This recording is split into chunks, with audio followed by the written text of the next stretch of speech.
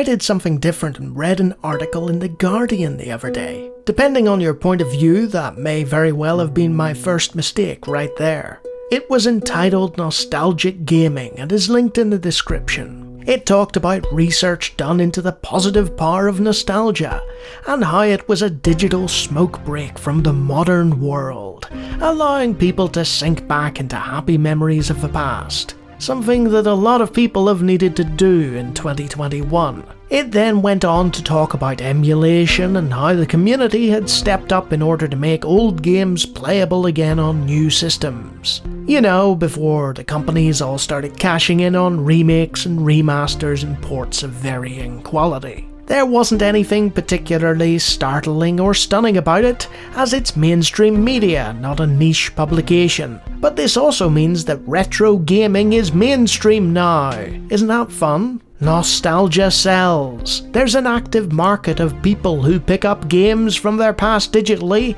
play them for 10 to 15 minutes and never touch them again.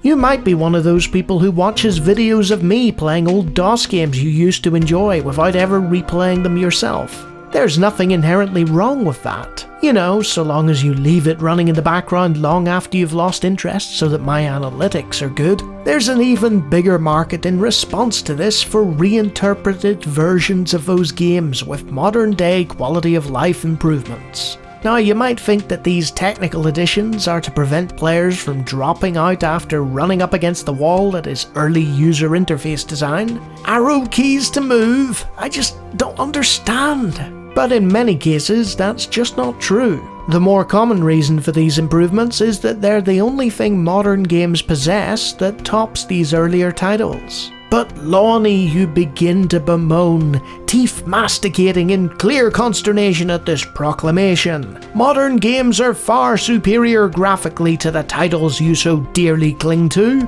I talked about this in a previous video called The Power of Representational Graphics. The long and short of it is that the graphical design of the top games of the time is superior in many ways to the bloomy and busy mess you're being fed these days. And that's where I finally get to the belabored point of this video. It isn't nostalgia. Give the titles of old some widescreen and graphical options, improved frame rates, and the odd audio-visual touch-up, and they're still superior to what's coming out now, because they're designed better from top to bottom. Source ports and community remakes prove this over and over again. Thankfully, there are some companies that have taken notice of this, and have attempted to craft new games using the older ones as a template. For the longest time though, people like me were conflated with the nostalgia crowd. You don't actually enjoy those old games, do you? Yes I do. The graphics of the best games from that era were at the absolute zenith of 2D design,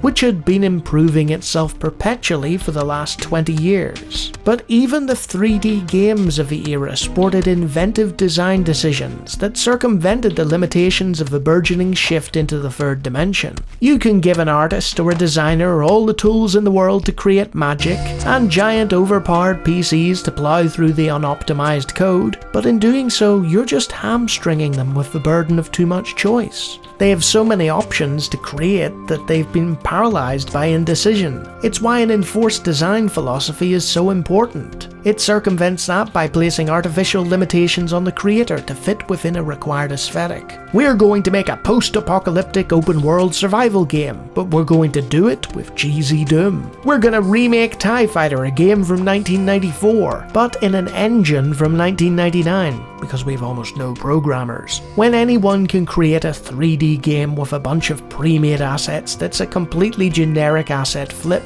it falls upon developers to provide the difference. Something that a lot of modern games fail to accomplish. They feel if you throw enough AAA window dressing at a title, that people will be too dazzled by that to notice that the gameplay is distinctly underwhelming. Press the forward button to move forward. Cheers game, I never would have figured that out, but the people playing these titles are noticing, and the fatigue is creeping in, as a lot of the top games on Steam these days are comparatively old. The trend of a game surviving on marketing hype and glitz and glamour alone is slowly fading with each passing disappointment. Just look at the player base drop for Halo Infinite since its release. People with disposable income and no sense jump on board that shiny new thing because it's shiny and new, realise that they've been conned yet again, and move on to the next shiny new thing in the hope that this time it will be different. The more people who do that,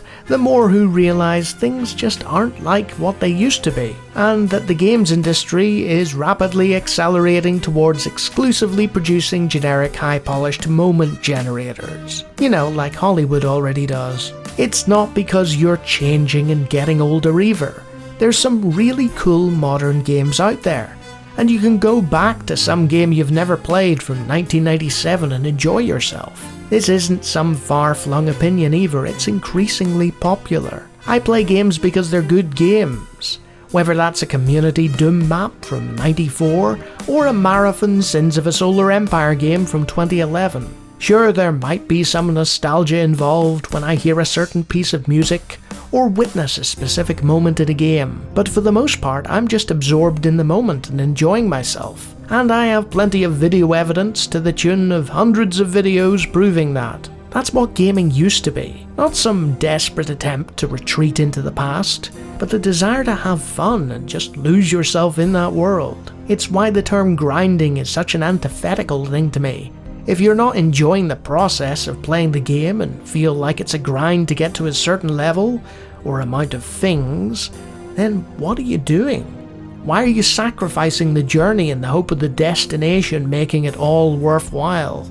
Old games aren't just a nostalgic indulgence for older players desperately clutching at fleeting memories. They're legitimately entertaining pieces of media to this day, and should be treated as such. An area that the Hollywood I criticised earlier, and others of that ilk, like the music industry, managed to excel in. An old western like Gunsmoke didn't have CGI or an enormous number of practical effects, so it relied on its scripting and character work to carry it. Likewise, Star Trek. Nobody takes the set design of alien planets seriously with their polystyrene boulders and weird background ambience these days. They watch it for the interplay of the lead characters and the intriguing science fiction plots. It's why a game like Unreal Tournament, which was so cutting edge at the time, is fondly remembered, but nobody plays Terminal Velocity anymore. Those shiny graphics that draw players in last for a matter of months before they move on, unless you have some seriously good gameplay behind it. You could jump into an Unreal Tournament game with bots now and still enjoy it, because despite all the graphical advances, the company behind it made sure that the gameplay had been perfected. The audience has changed.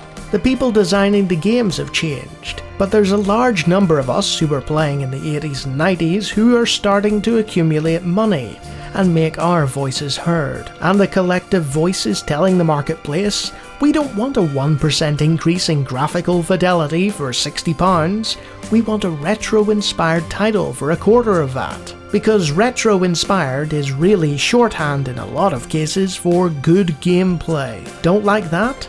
We'll just go back to playing our old games that we already own, and no amount of system updates or DRM will stop us. Loyal customers are like loyal YouTube subscribers. Sure, there might not be as many of them, but if you provide them with quality, they'll pay you back in spades.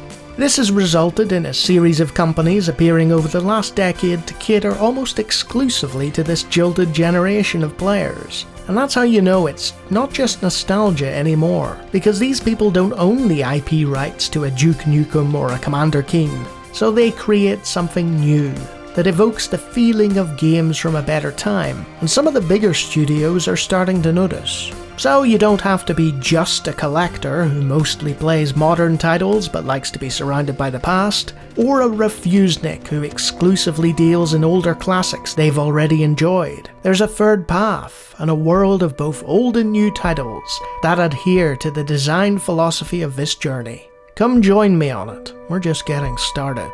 And if you like this video, I do scripted videos every week on the channel. There's a playlist linked there and some other videos you might like. Feel free to have a look. Until next time.